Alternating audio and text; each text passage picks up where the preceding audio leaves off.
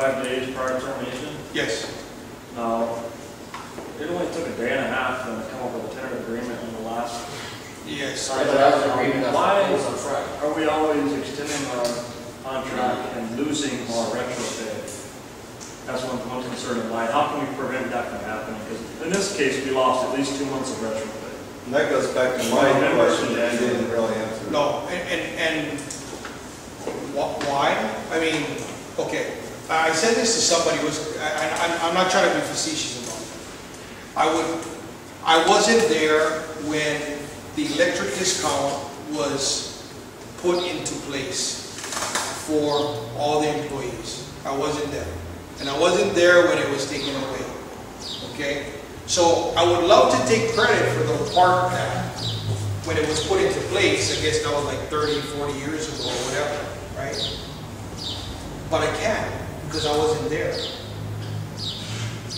To answer your question, why do you lose the retro pay? Now my question is, why can't we get these matters resolved before it comes to an extension concern? Oh, I totally agree. I think that if it's a November 1st deadline, then we should get a contract by November 1st. Now, I totally believe that can't happen, but you got to be able to communicate with the company for that window period time too. You can't just say, I will cut you off and in 75 days prior, I'm going to tell you what I want and then you give it to me.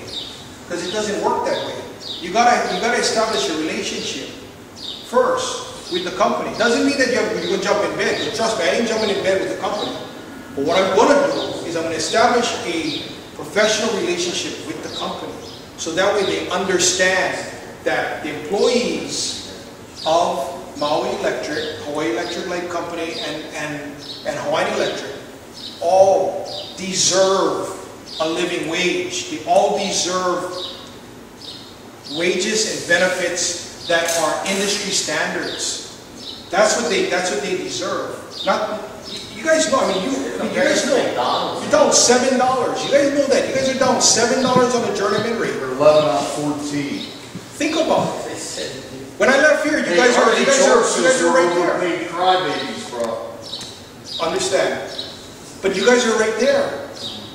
We used to leapfrog. Ann knows this. We used to leapfrog PG&E, then us, then Southern Cal Edison, then us, then PG&E, then us. You know, and I'm not bullshitting you folks. That's the reality of the whole thing. We used to do that. And the reason why we did that, we wanted to make sure that we stayed with the West Coast. Now, if anybody's going to ask me, oh, Brian, the next contract, you're going to give us the $7, that's not going to happen. But we're going to work toward that. Now, I have something in my head of how we can make up some of that ground quickly. But if I tell you guys now, then obviously somebody might take it. That's all. Ryan, I just